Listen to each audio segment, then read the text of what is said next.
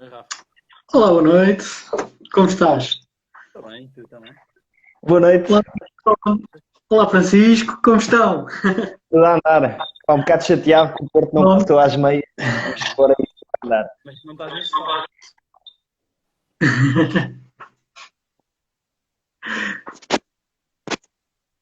Bem, já estamos. Ok. Epá, isto, como que naquela coisa, estou aqui com problemas de internet, mas Vai lá, pois, na sem serra. problema. Eu também dou nos Não, problemas. por acaso não, mas poderia ser. Ok. Mas bem, boa noite a todos. Já estamos aqui a começar a ter as pessoas a entrar cada vez mais. Desde já, obrigado às pessoas que se estão a juntar. De... Temos aqui o Diogo já a dar-nos a boa noite, camaradas. Portanto, sintam-se cumprimentados. Não sei se aceitam ou não o cumprimento, mas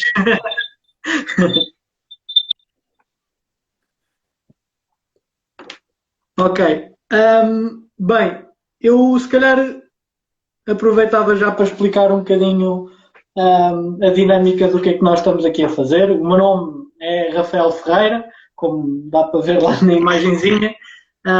Sou membro da Iniciativa Liberal e neste momento faço parte do grupo de coordenação local do Núcleo Territorial de Leiria, de onde também fazem parte o Pedro Marques e o Francisco Malheiro, que estamos aqui a representar, cada um de nós está a representar um grupo de implementação local. Neste caso, eu estou a representar o grupo de implementação local do Conselho de Porto Mós, de onde fui criado. O Pedro a representar a Batalha e o Francisco a representar Leiria. Assim sendo, se calhar avançava um bocadinho. Os três às terças, basicamente, uma pequena conversa informal que nós vamos aqui agendar, em que queremos convidar todas as pessoas que estejam a ver a participar e a trazer discussão. Muito informal, à partida serão sempre membros da Iniciativa Liberal que vêm aqui mandar umas postas de pescada, basicamente, e falar um bocado sobre alguns temas, sempre na descontração. Claro. Posto isto, se calhar Francisco e Pedro, se calhar apresentavam-se só um bocadinho, só assim um cheirinho, só para as pessoas começarem a saber quem são. Claro. Começamos com o Francisco. Sim. Ok. Estão-me a ouvir bem, certo? Sim. Sim. Estou sim. Portanto, sou o Francisco, tenho 17 anos, sou membro do Núcleo da Iniciativa Liberal de Leiria. Juntei-me há pouco tempo à Iniciativa Liberal. E pronto, e cá estou eu para dar um comentáriozinho sobre algumas situações da atualidade e para tentar desmistificar aquilo que é o liberalismo, que é um conceito que ainda é estranho em Portugal, mas que acho que é uma questão de mentalidade e que se as pessoas começarem a ver que lá fora funcionam, irão ser muito mais propícias para aplicar este tipo de políticas. Passo a minha Não palavra a comece Pedro. não comece já a antecipar, Francisco. Esse é um dos temas de hoje. É o tema do porquê de sermos liberais e o porquê de acreditarmos no liberalismo. Mas, para além disso, Pedro, se calhar apresenta-te um bocadinho, antes de começarmos aqui a arrancar os nossos temas. Ok. Olá, boa noite a todos. Sou o Pedro, sou da Batalha. O que é que eu posso contar sobre mim? Pronto, eu sou trabalhador estudante neste momento. Estou também aqui, como o Rafael disse, aqui a ajudar a implementar a iniciativa liberal na Batalha, a preparar o nosso processo autárquico, também agora mais no curto prazo. E pronto, acho que é isto assim no. Eu sei, eu reparei, mas é que ninguém quis dizer a sua idade. Não sei porquê, ou é por vergonha, ou é para tentar deixar as pessoas adivinhar, não sei se era esse o desafio. Eu posso dizer que tenho 23 anos, também sou trabalhador e como não referi ainda, mas sou originário originário não, fui criado em Miradouro, que é do Conselho de Porto Mós, e então por isso estou aqui em representação de Porto Mós.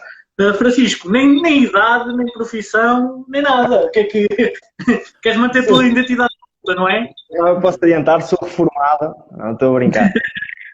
Tenho 17 anos, estou no ensino secundário a terminar o 12º em Ciências e Tecnologias. Ok. Fiz há pouco tempo. Pois. Bem, posto isto, se calhar começávamos aqui a falar um bocadinho dos temas da atualidade. Nós, para hoje, o que nós estávamos a planear aqui falar um bocadinho era sobre uma parte, já foi ali um spoiler do Francisco sobre porque é que nós somos liberais e o que é que nós identificamos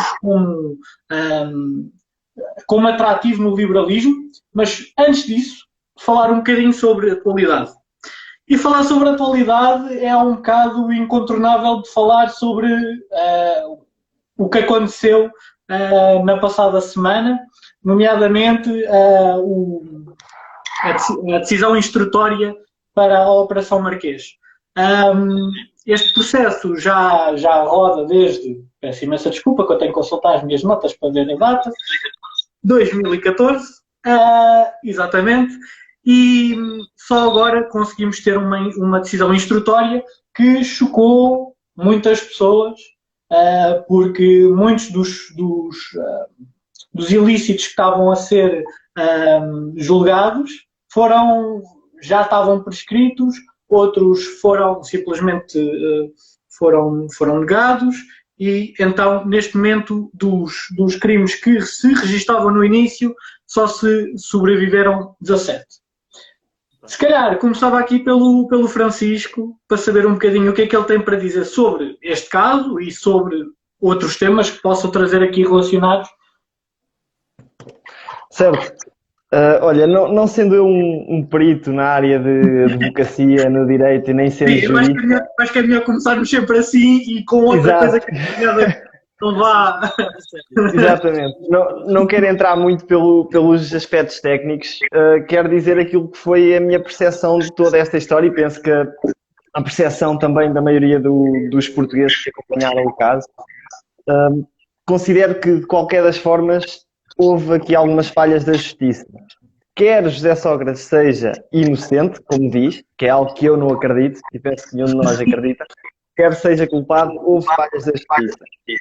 Caso José Sócrates seja inocente, houve falhas na medida em que ele esteve 9 meses em prisão preventiva e em que permitiu toda aquela detenção com grande folclore, em que até as televisões foram para lá, e etc. Caso ele seja culpado, como aliás foi isso que o juiz até sugeriu, que ele tinha sido corrompido, mas o crime já prescreveu, mas caso seja culpado, parece-me, volto a dizer que é essa a situação, a justiça falhou pelo simples facto de o Ministério Público não ter conseguido apresentar provas, apresentar uma acusação irrefutável, e o facto disso e prova disso é que José Sócrates não vai ser julgado pelos crimes de corrupção. Acho que isso passa uma péssima imagem da nossa justiça, toda a lentidão do processo, ou seja, alguns dos crimes que ele de facto cometeu, que o próprio juiz até admitiu que ele cometeu, já prescreveram. Ou seja, mais lento do que isto é complicado. E demonstra muito a ineficiência do nosso sistema, porque é lógico que isto dá a muitos discursos populistas, antissistema, e que, pronto, aproveitam-se disso e é o que é. Gostaria também de levar esta conversa relacionada com este caso também para outro aspecto. Como já referi, parece-me evidente que a justiça em Portugal tem uma má imagem, passa a imagem de ser uma justiça lenta, e isso é péssimo, mesmo noutras áreas, nomeadamente na área dos investimentos, na área empresarial. Se eu for abrir uma empresa num país, eu quero abrir essa empresa num país onde eu saiba que se algum dos meus clientes não cumprir com um contrato, que numa questão de pouco tempo, se eu recorrer aos tribunais, não serei prejudicado. Que a coisa é rápida, que é um processo célebre. Ora, eu não queria investir num país onde eu soubesse que iria ter o processo a arrastar-se nos tribunais e eu a ser prejudicado com isso. E nós, enquanto país, já somos tão pouco competitivos em termos fiscais, na atração de investimento e criação de empresas e etc., ainda temos uma justiça lenta e ineficiente, só piora a situação. É o meu ponto de vista e é este o reparo que eu queria fazer. Não sei se o Pedro quer acrescentar alguma coisa a isto. Antes só do Pedro fazer ali o seu comentário, eu queria só dar um achegazinho que ou seja, está tudo no mesmo, é tudo a mesma estrutura. O Ministério da Justiça é responsável por todos esses processos, seja registros,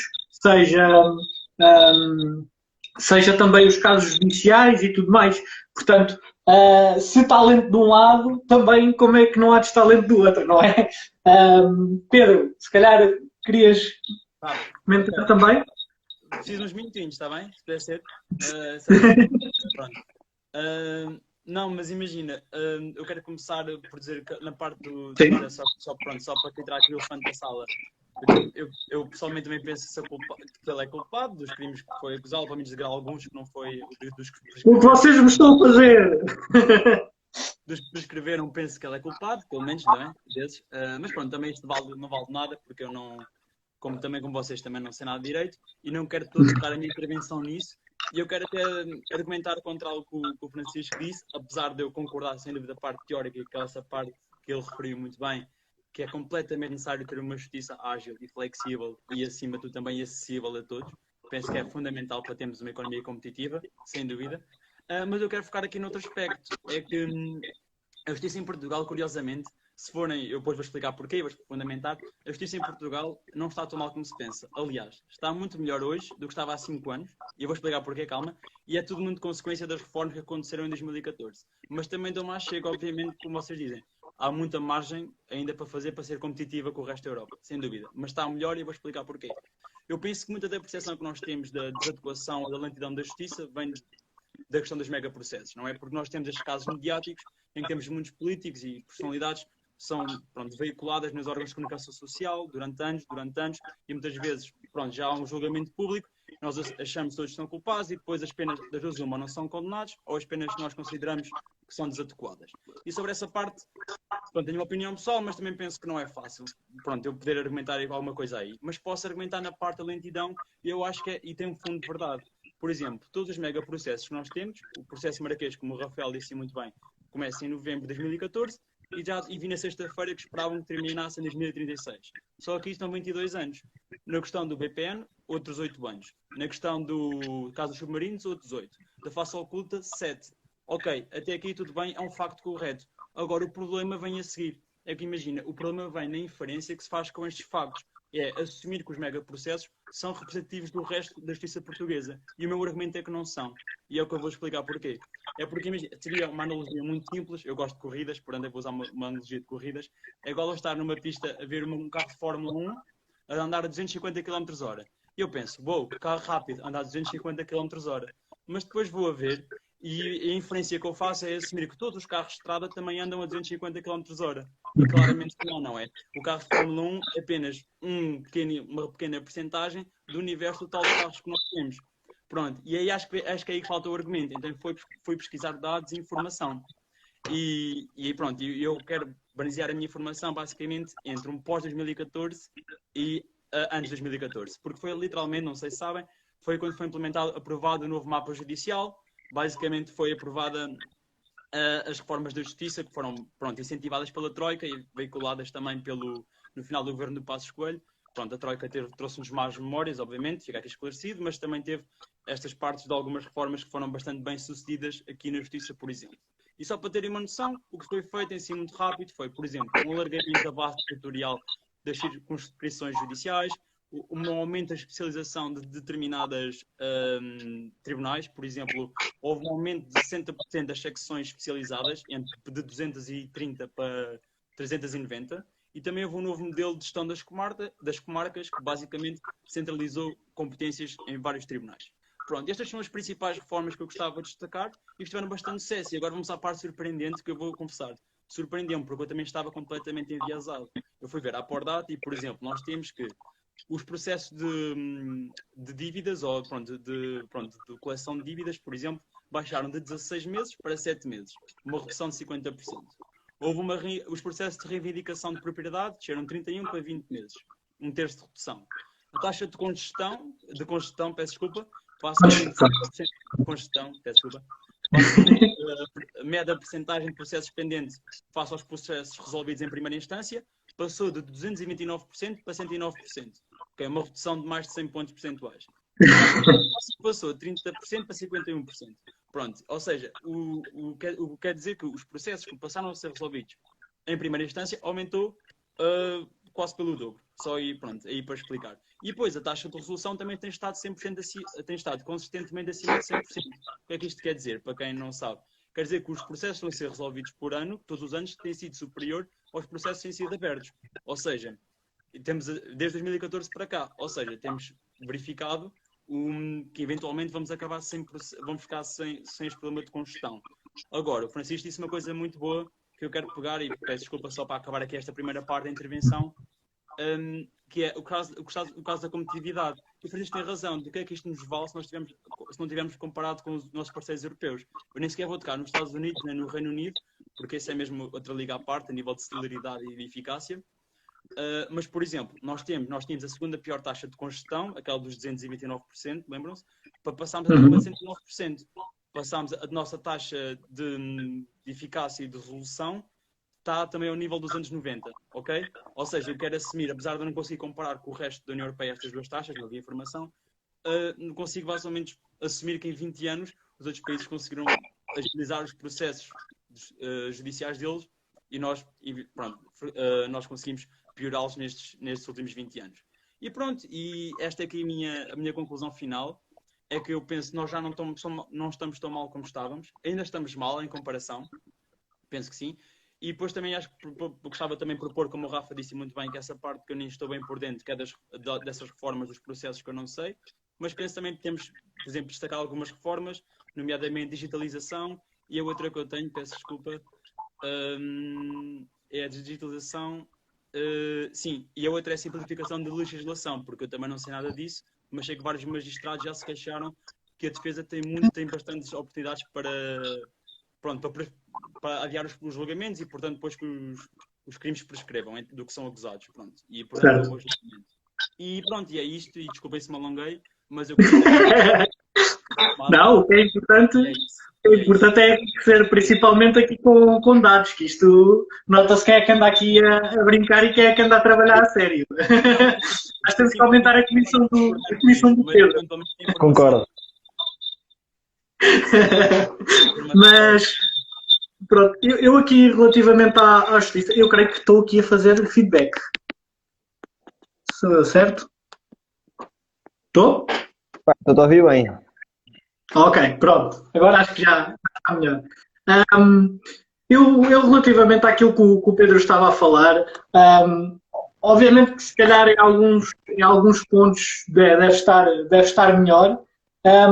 Agora, eu vou ser a pessoa má, em que agora vai falar numa outra realidade em que a situação está muito pior, que é a situação de quando olhamos especificamente para os crimes neste caso os processos de corrupção que são investigados, por exemplo, pela PJ e também os processos, quero dizer, de branqueamento de capitais, que é aquilo que agora, neste momento, José Sócrates também está a ser investigado e que esse sim foi levado avante. Exato. Ora bem, se nós formos a ver, por um lado os dados podem revelar uma coisa que não é tão má, mas ao mesmo tempo os dados também revelam uma coisa muito má.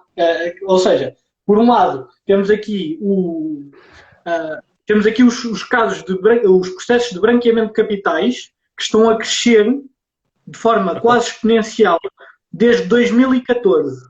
Aliás, desde 2012 que estão em crescimento os casos pendentes de branqueamento de capitais. Só para terem uma noção, em 2012 havia haviam 83 processos pendentes de branqueamento de capitais e em 2019 querem tentar adivinhar? Mandei um número. 2000. Também não abusemos, né? Também não é assim tão mal. Estamos 500. A falar só de branqueamento de capitais. É só branqueamento, 500.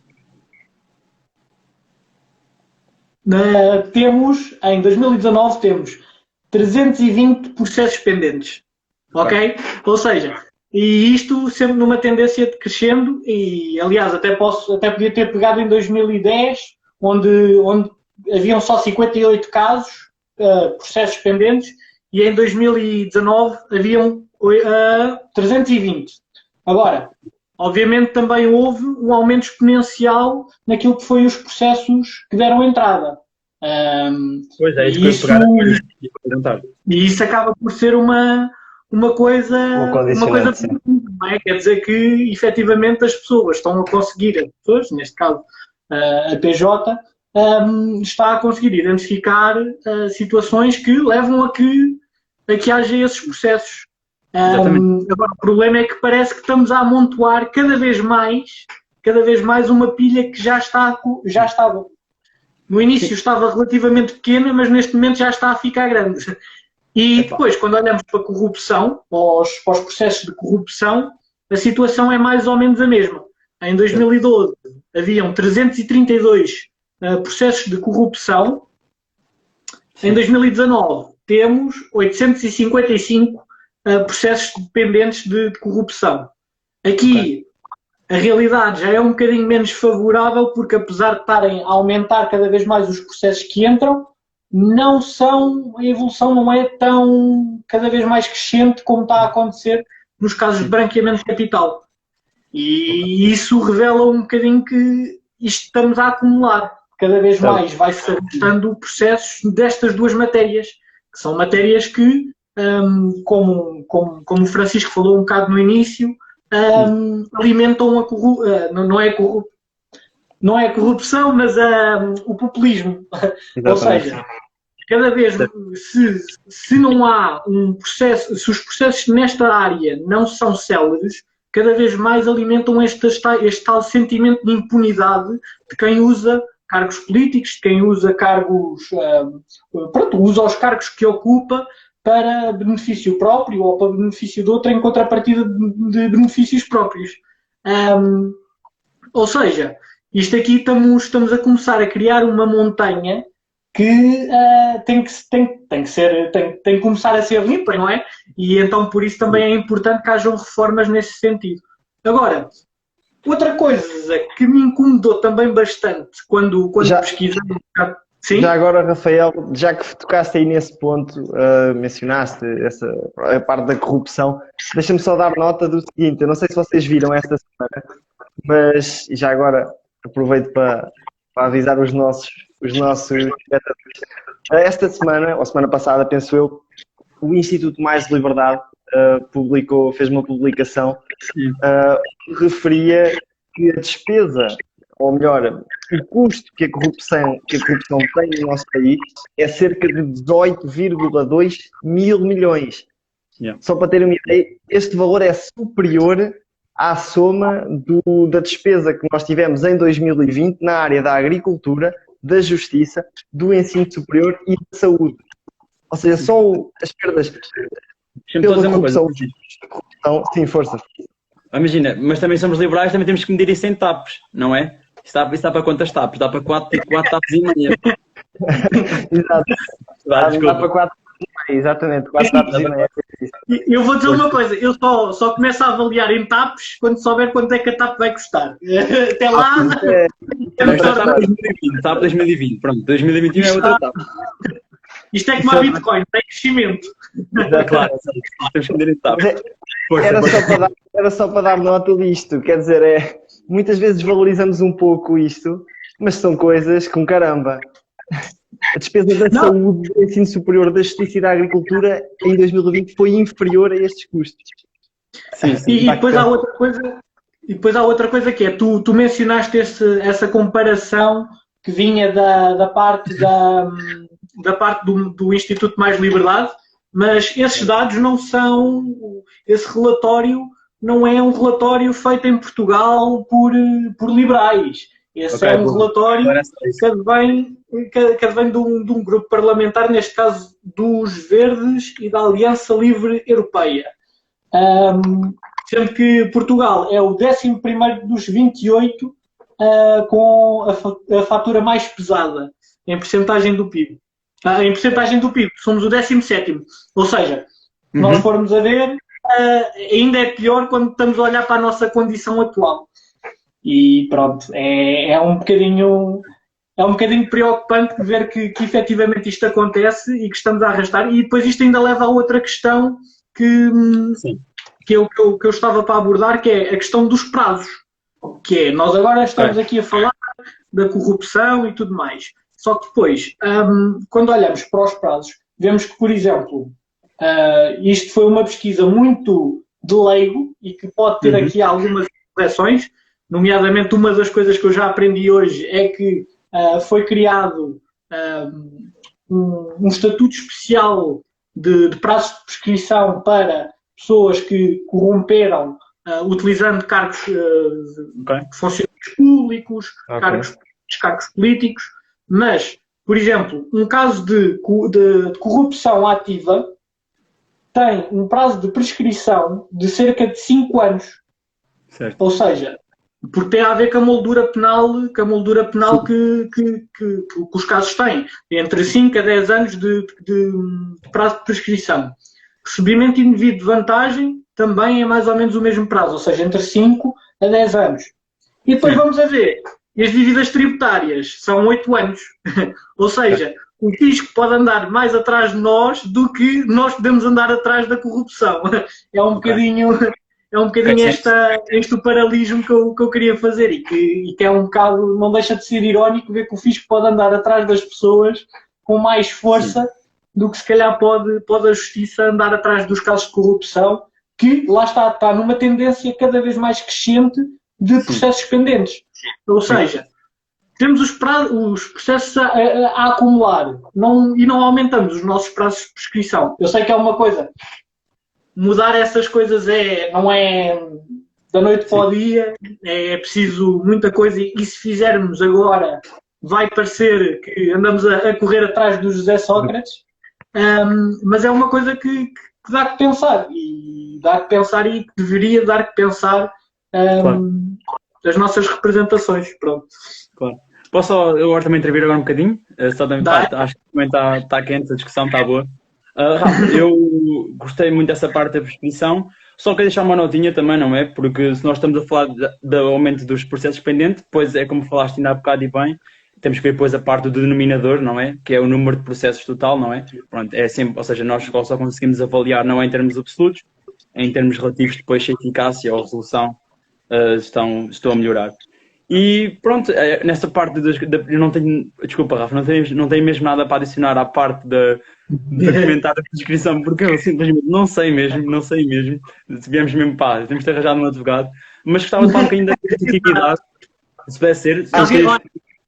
Acho que está aqui alguém que é mais ou menos expert na situação, penso que o Mayan há bocado entrou, não sei se ainda há aqui. Não sei, esse era o procurador, não era? Do europeu. Estou cara de assustado, Rafa, estou cara de assustado. Não, eu sei. Vamos a recolher assinaturas para ele, pá. Não, mas lá está, é uma coisa que é interessante e também já agora partilho a minha fonte, já que é uma coisa que eu não fiz. É uma das coisas que eu gostei de descobrir hoje também, que existe, que é o site partilha.justiça.gov, que é gov.pt. Basicamente tem aqui vários dados relativos à questão da justiça e à questão dos registros e parece-me que é uma coisa muito útil para quem quiser tirar informações. Já agora também uma outra trivia, só para verem. Em 2019 haviam 11.934 homens nas prisões e mulheres haviam 859. Pronto, outro dado completamente irrelevante, mas obrigado, só para ter... É disso que a gente gosta. Obrigado. É só para fazer aqui um bocadinho de publicidade, que nem tudo é mau e este portal efetivamente é algo interessante para quem quiser explorar. Ok. Posto isto, se calhar, não sei se querem ainda dizer alguma coisa aqui relativamente à justiça ou se querem passar ao outro tema. Deixa-me só mandar Já chegas, Mais podes falar, Francisco, podes falar. E trânsito, está trânsito, espera aí. Francisco, vai tu primeiro. Só uma questãozinha e gostava de saber a vossa opinião nisto. Ok. Se acham que vai haver, ou melhor, que vai haver consequências, diga-se assim, para o governo socialista, nomeadamente em termos de popularidade, será que este processo e toda esta história afeta a popularidade de António Costa e do governo PS? É a questão que eu vos faço. Posso dar já a minha opinião, é assim, todos nós agora com isto da pandemia, fala-se muito que Portugal tem de atingir a grupo, não é? Parece-me que o PS já atingiu a impunidade de grupo, que é uma coisa um bocado diferente, mas que é preocupante. Nós recentemente tivemos montes de casos, refiro-me ao caso do Procurador Europeu, não é? Mesmo a tal história do chefe, que o Ministro continua a exercer funções. Agora, mais recentemente, veio-se a descobrir que a Maria Begonha, que ela é deputada da JTS, acho que é candidata à liderança da JTS, algo assim, que falsificou o currículo. E aparentemente. Era a assessora do Miguel Costa Matos. Ok, obrigado. E aparentemente as sondagens, nomeadamente do PS, continua cá para cima, não é? Portanto, será que vai surgir aqui alguma consequência ou não vos parece? Pedro, Rafa, podes responder e depois eu respondo e depois acabo os meus 2 pontos. Responde, Rafa. Ok, pronto. Olha, eu da minha perspectiva, eu acho que é possível que tenha um efeito negativo, na perspectiva em que, apesar de tudo, José Sócrates está associado ao PS e o PS está associado ao José Sócrates e talvez por aí possa haver alguma contestação e lá está, aqueles temas que nós acabámos de falar, a questão dos prazos da justiça e tudo mais, e levantar essa discussão é uma coisa que pode cair mal para o Partido Socialista e pode correr mal nesse sentido. Agora, se eu acho que vai ser um grande impacto, não. Não, porque efetivamente é muito distinguível, acaba por ser muito distinguível hoje em dia José Sócrates do PS e de António Costa, apesar de ter sido António Costa ministro do governo do governo de José Sócrates e que muitos deles faziam parte, dos atuais ministros, faziam parte do governo de José Sócrates. Mas, pronto. Sim. Pronto, imagina, eu penso que nesta discussão há basicamente 2 pontos de vista. Há o nosso, que eu também concordo que pode ter um ligeiro impacto, e pronto, acho que pode haver uma boa conexão ao Partido Socialista e pode ter assim um impacto mais desfavorável, mas também há a perspectiva da Ana Gomes, não é? Porque pronto, pode ser que também se calhar eram os amigos neoliberais do Sócrates que o corromperam, não é? E portanto, se calhar a idoneidade do Partido Socialista se calhar ficou manchada pelos malditos neoliberais e portanto acho que dá para as duas. Não, mas agora para brincadeiras, não sei mesmo. Gostava que sim, gostava que os portugueses tivessem uma maior, existem mais dos seus políticos e daqueles que os representam e que o demonstrassem não só na rua, mas também no boletim de voto e que reconhecessem essas maldades que são feitas ou estas injustiças que são praticadas. Eu só queria dar aqui 2 pontos muito fáceis. Imagina, só porque nós não falámos aqui de uma coisa muito importante, que eu penso que temos que falar, que é um pouquinho da competitividade da nossa justiça e da importância que elas têm. Porque imagina, o Francisco, falámos também, o Rafa, falámos os 3, da lentidão da justiça e o que é que as pessoas pensam. Imaginem que estamos numa empresa como o Francisco pediu, uma empresa que estamos a falar de investimento privado neste momento. E uma empresa sabe que o tempo de média de espera num país é 7 anos e sabe que no outro é 2. E ela sabe que tem 2 hipóteses. Ela sabe que no final desse processo ela vai receber 25 mil euros, independentemente se é do país com 7 anos ou do país com 2 anos. Claramente que a empresa vai preferir investir no país que recebe 2 anos, que tem um processo judicial, que trata os seus processos em 2 anos. Porquê? Porque tem direito a ter os 25 mil euros mais cedo. Isto descontado. Isto depois tem uma coisa que se chama Time Value of Money, que basicamente é o custo de oportunidade de ter os 25 mil euros mais cedo do que ter 7 anos depois. Do que ter 7 anos depois. Ou seja, para termos uma verdade, para as pessoas compreenderem como deve ser, pensem assim, o que é que vos vale mais? Receber 25 mil euros hoje vale mais do que receber 25 mil euros daqui a 2 anos. Mas ainda vale mais do que receber 25 mil euros daqui a 7 anos. Ou seja, as pessoas têm que pensar que com os 25 mil euros que têm daqui a 2 anos, podem, por exemplo, metê-lo no mercado de obrigações, no mercado de ações, fazer qualquer tipo de investimento e, por exemplo, conseguem um retorno favorável e no ano 7, em vez de terem 25 mil euros, têm, por exemplo, 30 mil. Pronto, este é o conceito de time value of money que eu estava a falar. E o segundo ponto que eu estava a falar, que acho que é muito importante, nós temos que falar, que é a morosidade dos processos e a complexidade e mesmo a própria burocracia associada. Vocês sabem que os advogados são pagos quanto mais tempo o processo durar, obviamente, porque eles são pagos à hora. Ou seja, a própria empresa que tinha no início direito a 25 mil euros. Se tiver num processo que demora 2 anos e tiver custos de advogados de 5 mil, fica com um resultado líquido, pronto, sem ajustar ao valor do dinheiro em 2 anos, tem um resultado líquido de 20 mil euros.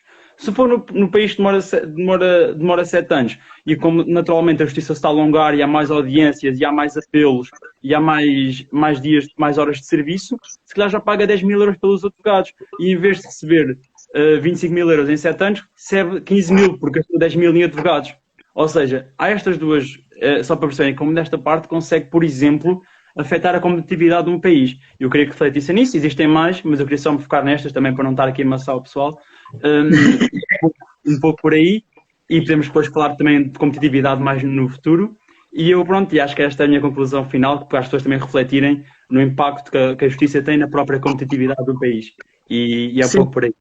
Pronto. Sim, não, tem a ver também com a questão do custo de oportunidade e tudo mais, de ter ali aquele dinheiro parado sem saber se vai receber ou não.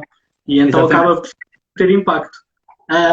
Mas isso também, e também o Pedro tocou agora aqui num conceito que é muito, muito interessante e que acho que até é uma daquelas coisas que poderá dar discussão daqui a uns tempos, nesta segunda parte daquilo que estas conversas planeiam ter, que é um bocado explorar conceitos económicos, conceitos mais do jargão e também conceitos do jargão liberal em particular. E nesta primeira edição destas conversas, nós não procuramos assim um tema que seja refraturante nem nada, vamos fazer assim uma coisa mais calminha e vamos falar só um bocado da nossa experiência, porque acho que isso também ajuda um bocado a entender o que é que leva pessoas de diferentes backgrounds chegarem ao liberalismo.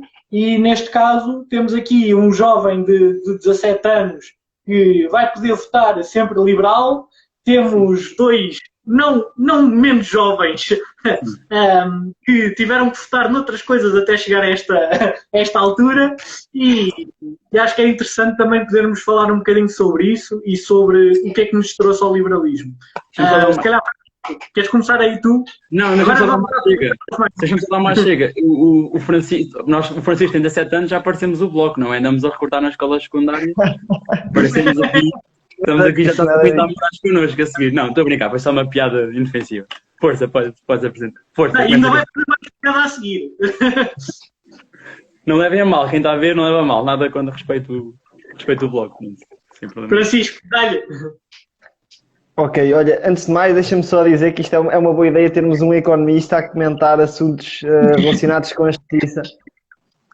Acho que o que o Pedro nos trouxe aqui, relativamente em especial esta última parte, senhor, tem muito valor e também parabéns pelo trabalho de casa que fizeste e que fizeste bem. Eu já dediquei da minha comissão para ele. A minha comissão está para ele. Vamos lá. Obrigado, mas vamos lá. Ora, então, ao que importa, assim uma breve apresentação e o porquê de eu me ter juntado à Iniciativa Liberal. Pronto, como já referiram, eu tenho 17 anos e se calhar a principal razão que me fez juntar a este partido prende-se um pouco com isto. Com o facto de eu olhar para mim hoje e de olhar para mim daqui a 10, daqui a 7 anos, daqui a 15 e perceber que país é que eu irei encontrar.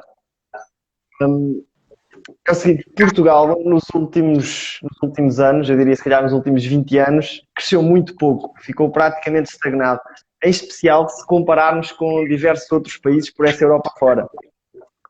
E não estou a falar daqueles países de topo, estou a falar de países de leste, a Estónia, a Lituânia, a Letónia, que são países que há 25 anos, nós quando pensávamos nesses países, que horror, livre-me Deus, nada com isso, não é? Que era um país, de facto, cujo nível de vida era muito inferior ao nosso. a verdade é que hoje a Estónia, por exemplo, já nos ultrapassou em diversos indicadores económicos, nomeadamente no PIB per capita. Sim. Estes países que eu referi, países de leste, eram países que vinham da União Soviética antes, portanto, há 25, 30 anos, tinham a sua economia completamente arrasada. E se hoje já estão, alguns deles, ainda melhor do que nós, e está aqui o Diogo Moreno a dizer que a Bulgária está a morder-nos os calcanhares, e é verdade. Eu, neste momento, o meu objetivo é não ser ultrapassado pela Bulgária, a Bulgária. Estava eu a dizer, e é perceber que existem outros países que fizeram coisas diferentes de nós e que funcionaram. A questão que se põe aqui é porque é que eles cresceram mais do que nós ultimamente? É por terem mais recursos naturais do que nós? É por estarem melhor localizados geograficamente? É o quê? É por falar inglês. Mas aí é que está, nada disto é verdade. E também não é pelo facto de nós sermos portugueses que somos inferiores aos outros ou que estamos condenados a esta estagnação. Eu pelo menos recuso-me a acreditar nisto, não é? E foi uma das razões que me fez juntar, foi perceber que existe uma alternativa que funciona e que funcionou noutros países, e nós não temos de inventar a roda, não é? Se funciona em vários outros países, com algumas adaptações também funcionará aqui. Esta diria que é a primeira razão. Depois, a segunda, como é lógico, é uma vertente mais ideológica, mais relacionada com os meus princípios, com os meus valores. Eu sempre fui uma pessoa que defende que cada pessoa deve ter a oportunidade e a liberdade de escolher aquilo que quer para o seu projeto de vida. E aqui estamos a falar de diversas áreas, quer na saúde, quer na educação, que em Portugal não se pode escolher. E que parece-me ridículo, não me parece nada bem. Acho que ninguém sabe melhor o que é bom para uma pessoa do que a própria pessoa. E o liberalismo, de facto, tem esta vertente, centra-se no indivíduo e não no coletivo. Claro que existe o coletivo, eu com coletivo refiro nomeadamente ao Estado, e o Estado é fundamental, e um liberal não quer o fim do Estado. O liberal quer um Estado pequeno, mas um Estado forte nas suas funções. Mas é uma perspectiva centrada que olha para cada pessoa como um fim em si mesmo e não como um meio para atingir fins traçados pelo Estado, por quem manda em nós, o que seja, não é? E sim, essencialmente diria que é isto.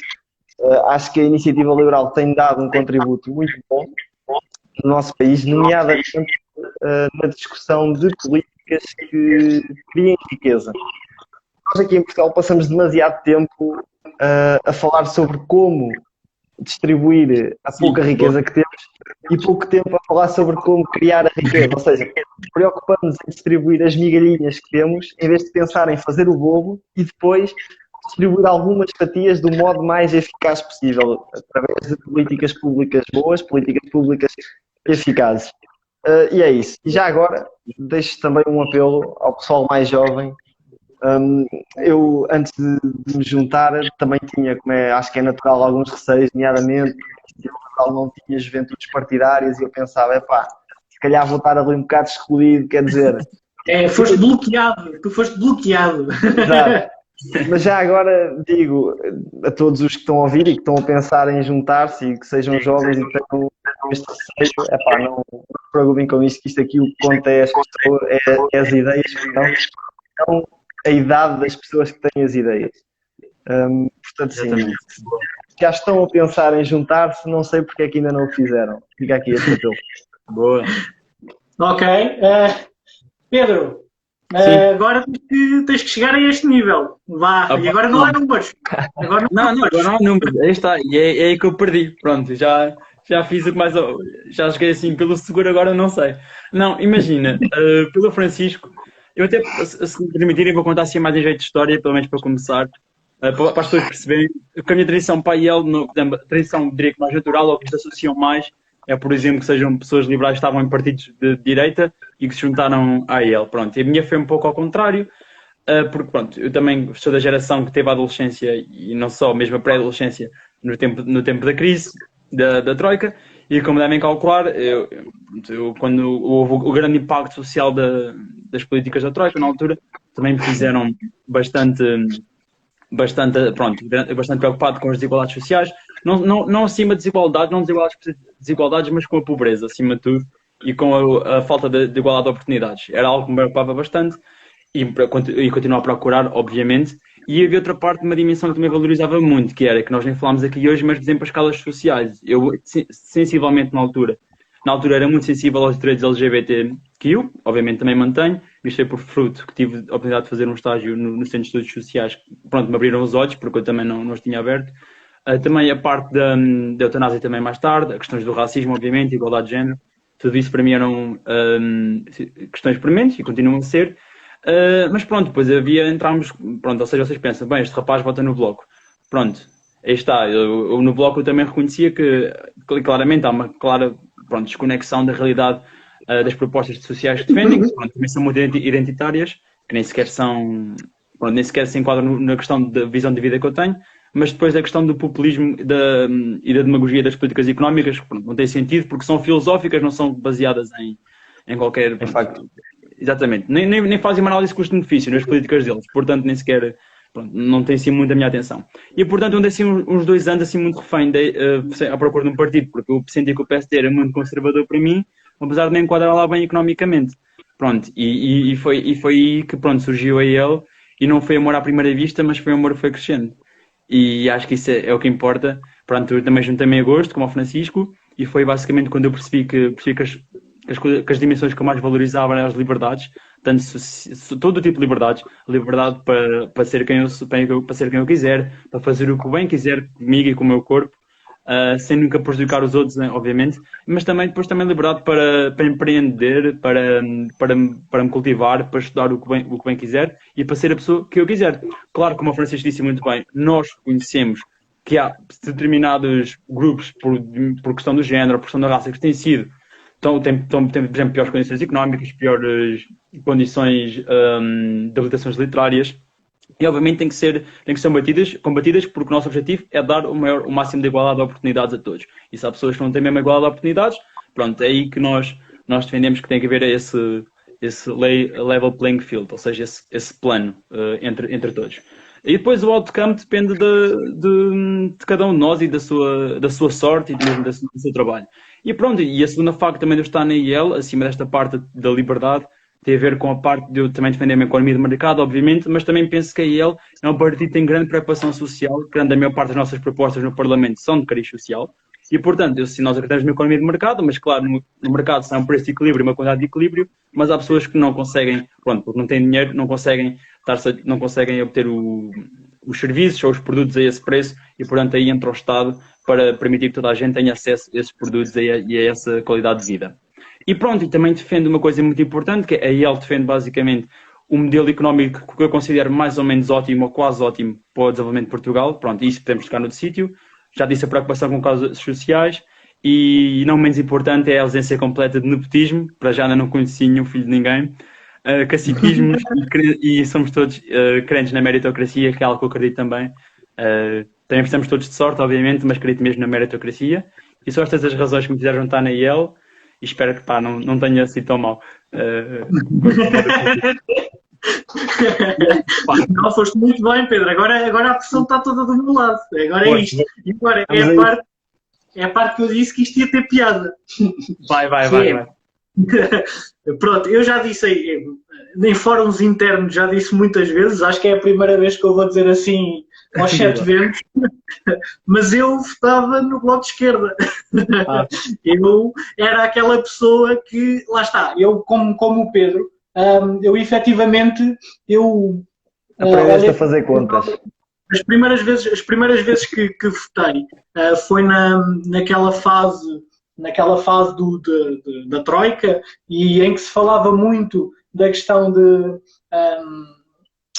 da desigualdade e falava-se bastante também e principalmente da falta de liberdades sociais em alguns aspectos que possivelmente, e olhando para o que eu sei hoje em dia, provavelmente a direita que existe poderia até acolher, mas que não lutava por isso.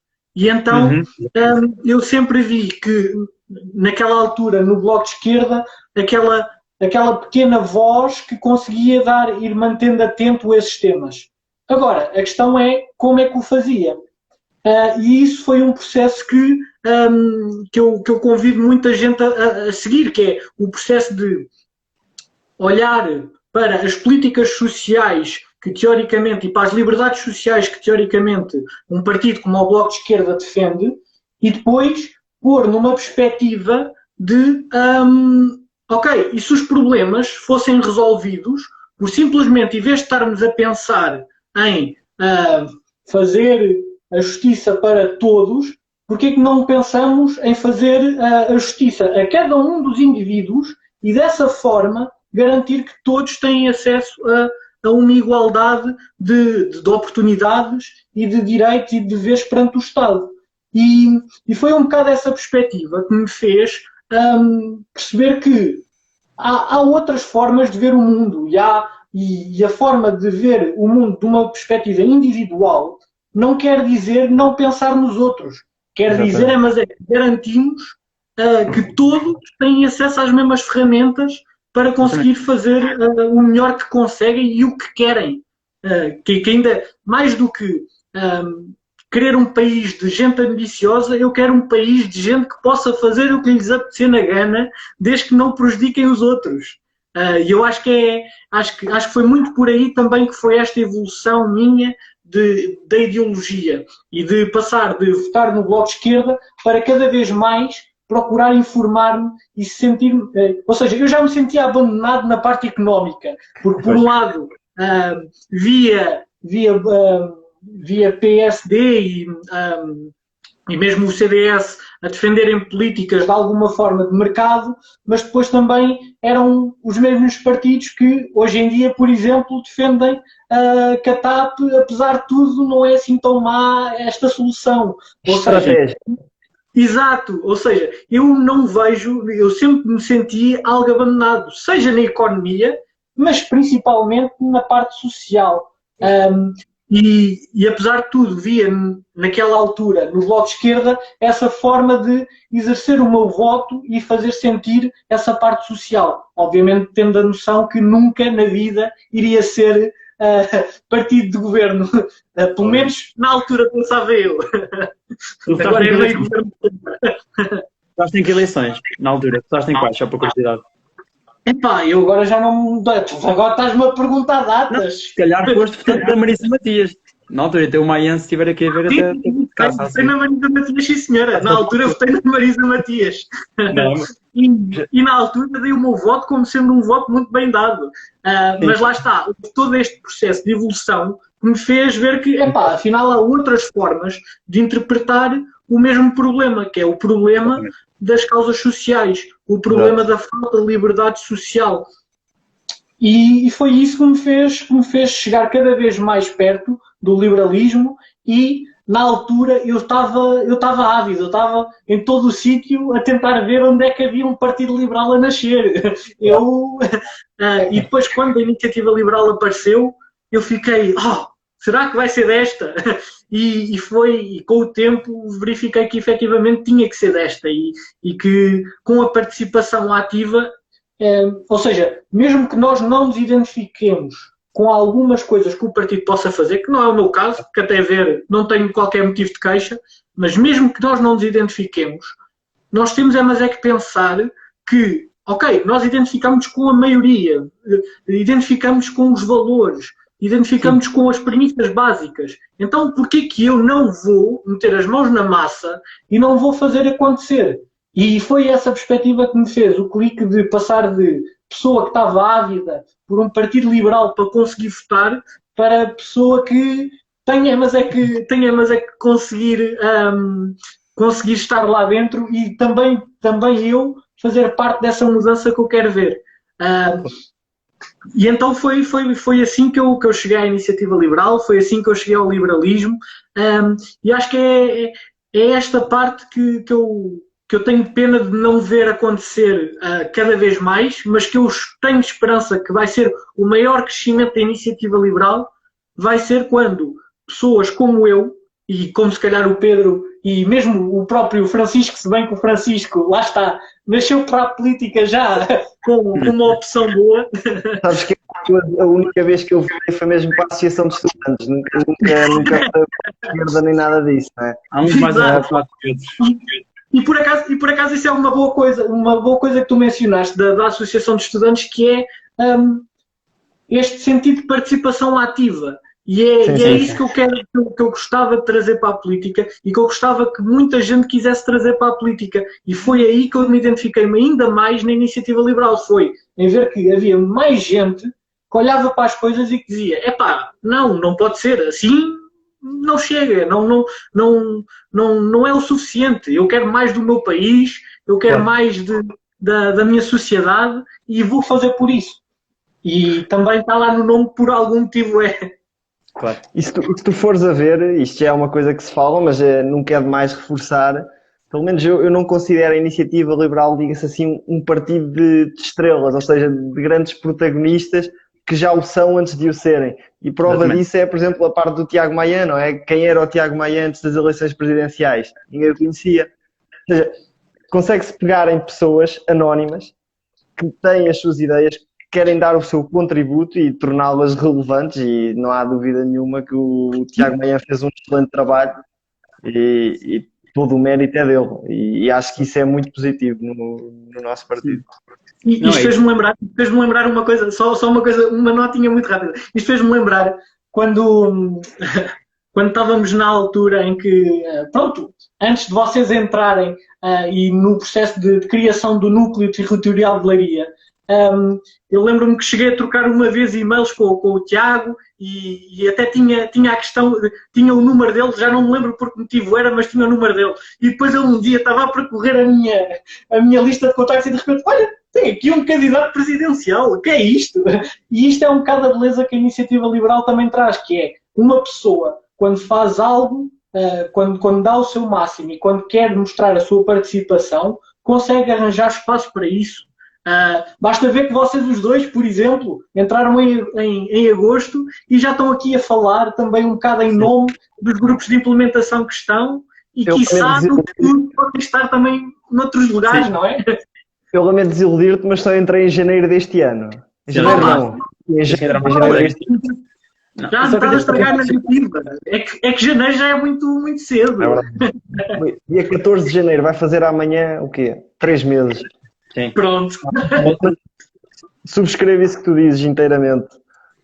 Essencialmente somos, como diz o Guilherme, um partido de ideias e eu concordo com isso. Somos um partido de ideias e o que importa são as ideias e não a idade de quem as tem. E isso está muito presente naquilo que nós temos vindo a fazer e acho que é um contributo muito positivo. Portanto, mais uma vez, pessoal jovem que tem algum receio de se juntar, mas que se identifica, porque é que ainda não se juntaram? É essa a questão. Sim, é isso. Deixa-me também só dizer uma coisinha, posso ser também? Sim, imagina, eu, por exemplo, só também dar o exemplo, agora para ficar também claro, isto não é um clube de futebol, é um partido nós sentimos que as nossas ideias, na generalidade, estão mais alinhadas. Ao contrário do Rafael, já tive uma ou duas propostas que não me senti representado, e não sinto, por algumas razões. Aliás, não me sinto representado pelo menos no curto prazo. Por exemplo, era o caso da Flatex, por exemplo. Aqui muito também é um partido de transparência, somos nós. Também um livro aberto, não tem problema nenhum falar disso. Pelo menos no período de ajustamento, penso que deve haver pelo menos deve sem dúvida haver uma simplificação, mas também considero que deve haver um período de ajustamento as duas taxas. Pronto, isso também, eu sei que o partido depois até corrigiu essa parte e mandou essa parte. E depois um dia iremos falar sobre isso também, claro. sobre pronto, ou seja, foi só um exemplo que entre coisas que nós podemos não concordar, mas que aqui é sempre bem-vindo à discórdia e à argumentação. E outra coisa que é muito importante é, ok, vocês podem não concordar agora com uma proposta da IEL, mas se revêem nos princípios, eu recomendo muito que se juntem, porque se querem que o partido mude a opinião ou de ideias, a melhor forma de mudar é por dentro. É chegarem cá e conseguirem fundamentar as vossas propostas, fazê-las e garantes aqui pessoas para as ouvir. É isso que importa. E mesmo agora vamos iniciar um processo autárquico, a mesma questão.